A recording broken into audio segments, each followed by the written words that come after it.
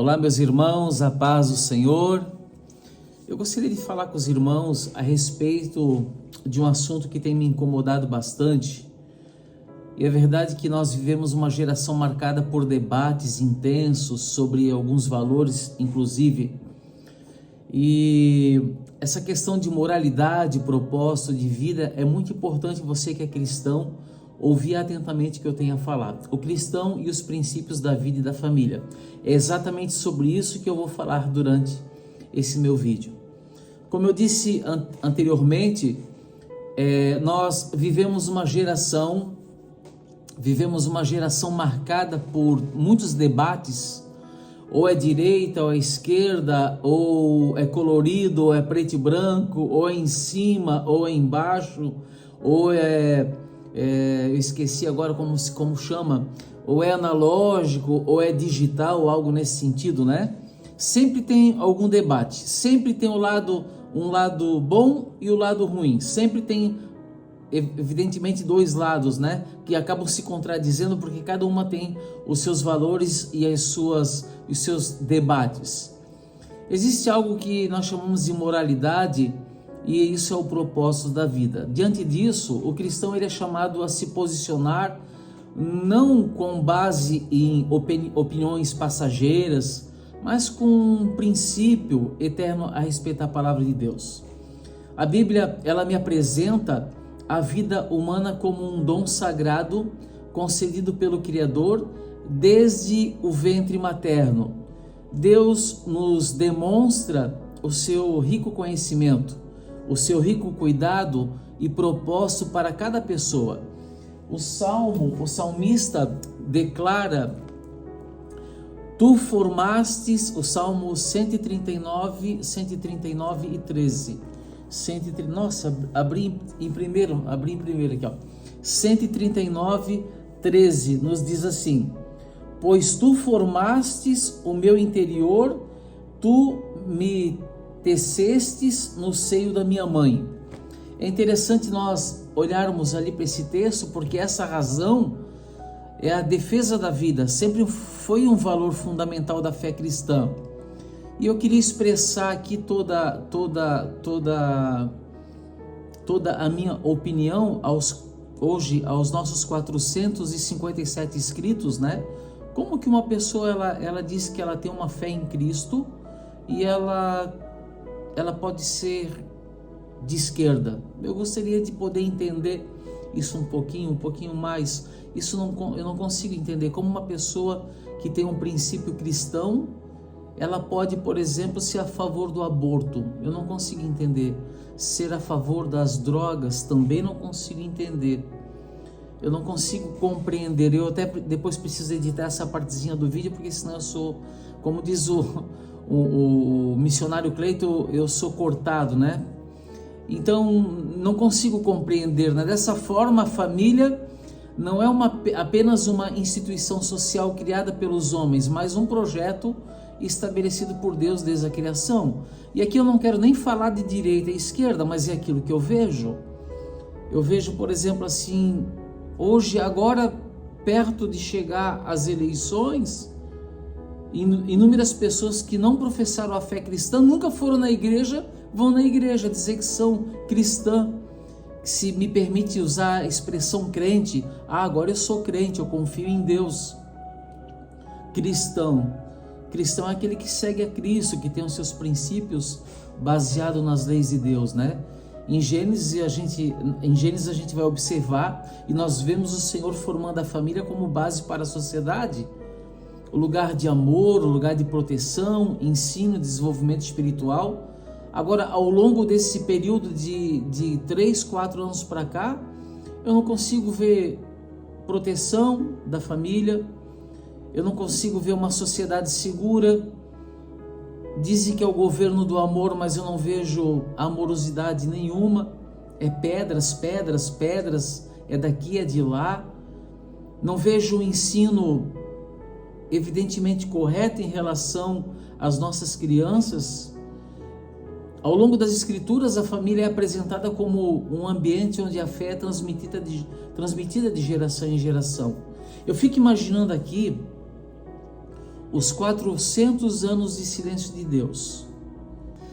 Um período, até esqueci a palavra, é um período chamado intertestamentário, isso, que é de Malaquias até Mateus, 400 anos ali, que a fé, ela foi transmitida de um para o outro, se ouvia falar.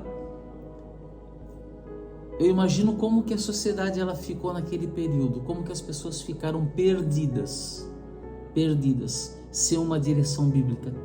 Por isso que eu entendo que quando o cristão abraça ideias que promovem a destruição da vida ou despreza a importância da família, surge uma contradição com os fundamentos bíblicos, principalmente da fé.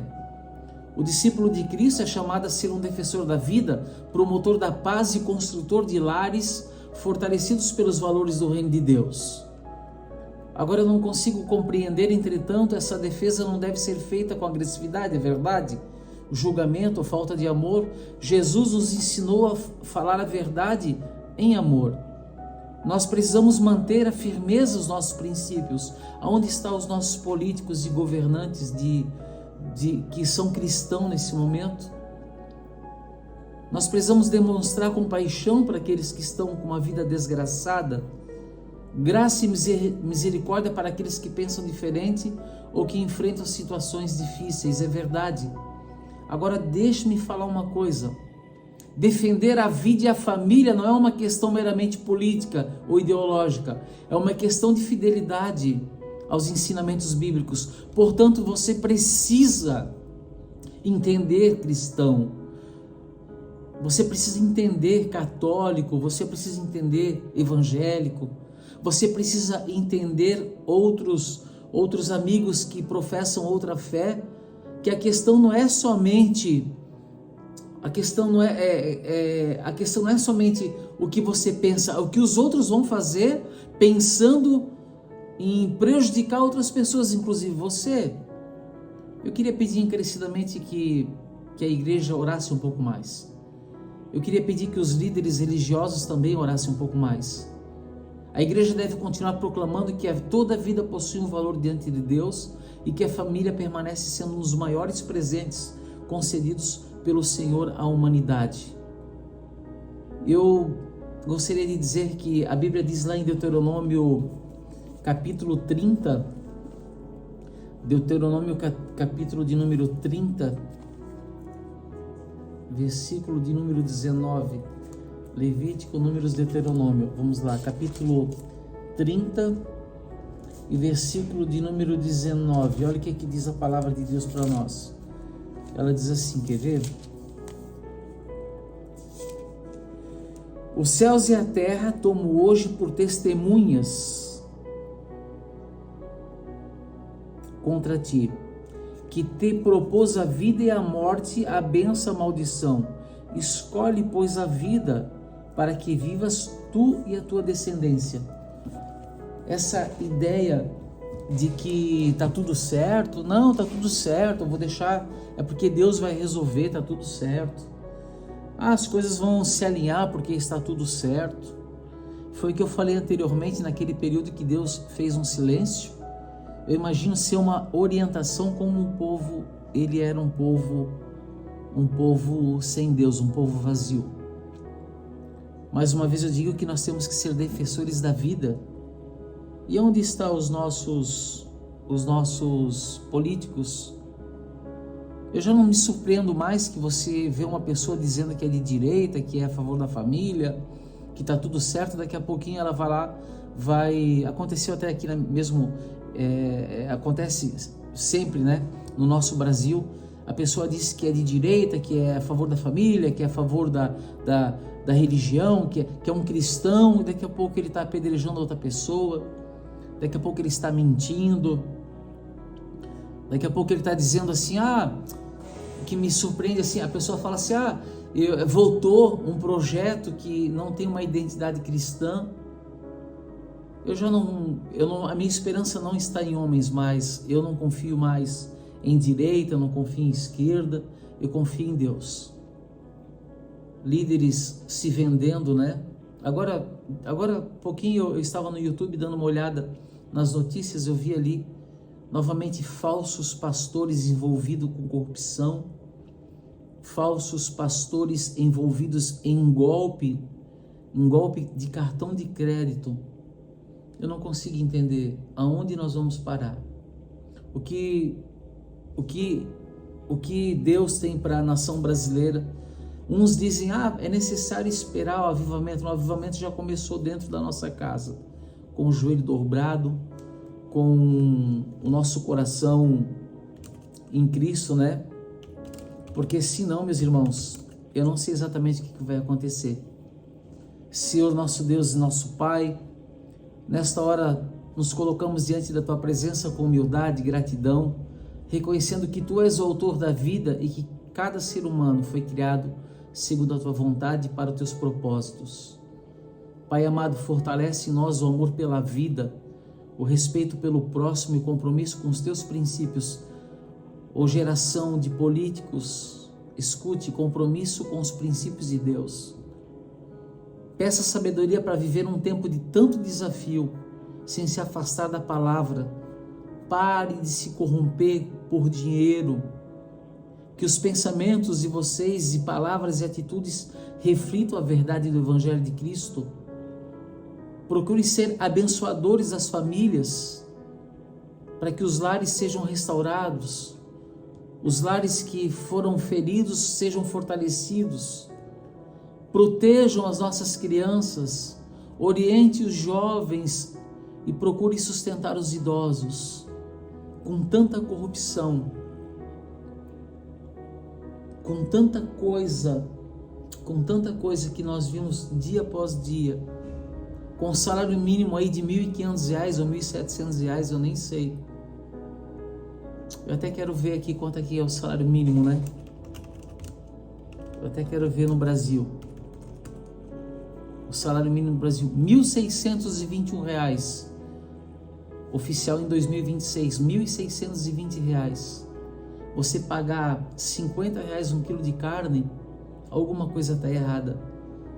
A máquina pública precisa ser enxugada. Eu sinceramente estou cansado, irmãos. Quando eu vou no mercado, chega a doer o coração. Eu fico pensando nas pessoas que não têm condições de comprar o pão de cada dia. Dias atrás eu tive um sonho, meus irmãos. Eu até quero ler aqui. Eu compartilhei com a minha esposa. Eu compartilhei que um pastor, uma autoridade em Cristo, ele veio e falou assim: Sidney, não te preocupa. E lá no sonho ele mandou eu ler o Salmo 33, o 8, 9 e 10. Eu quero que você leia também ali. Diz assim, tema ao Senhor toda a terra. Salmo 33 e 8. Tema ao Senhor toda a terra, temam-no todos os habitantes do mundo, pois ele falou e tudo se fez. Ele ordenou e tudo passou a existir. O Senhor frustra os desígnios das nações e anula os intentos dos povos. Irmãos, isso aqui acalentou meu coração, né? Porque nós precisamos colocar em Cristo, então, colocar em Jesus, né?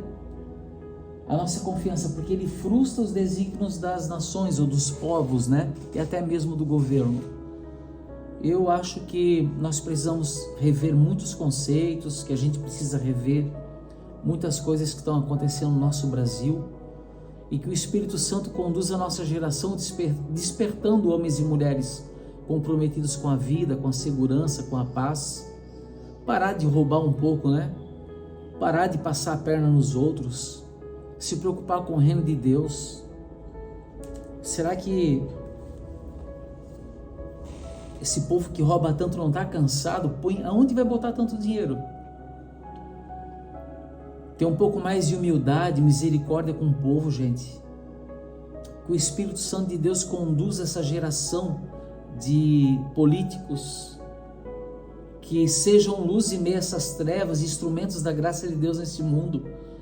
A gente não consegue, maldito homem que confia em outro homem, mas a gente se obriga a votar. Se fosse bom, a gente nem era obrigado. A gente teria prazer de sair para votar nos nossos políticos, né? A gente é forçado. E depois fala assim, democracia.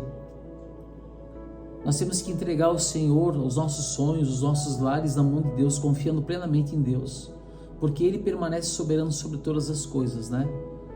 Ora, a minha oração é que em nome de Jesus Cristo, nosso Senhor e Salvador, Ele venha mudar essa geração de políticos, né? A gente precisa ensinar os nossos filhos, e quem sabe os nossos filhos futuramente sejam políticos, ensinar o que é certo. A Bíblia nos diz lá em Números 24 e 26, né? Que o Senhor te abençoe e te guarde, que o Senhor faça resplandecer sobre o seu rosto sobre ti e tenha misericórdia de ti.